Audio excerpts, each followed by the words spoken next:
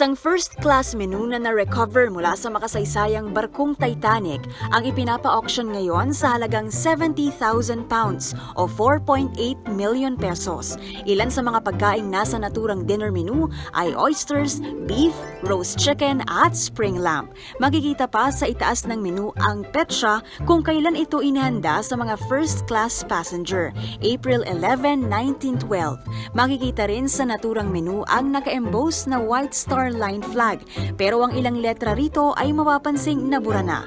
Ayon sa auctioneer na si Andrew Aldridge, kanya nang nakausap ang mga leading collector ng Titanic memorabilia sa buong mundo at kumonsulta na rin siya sa mga museum na may Titanic collection, pero wala raw itong nakitang ibang na-recover na first-class dinner menu. Ito raw ay pagmamay-ari ng isang historian mula Nova Scotia, Canada, kung saan na-recover ang lahat ng katawan ng mga biktima.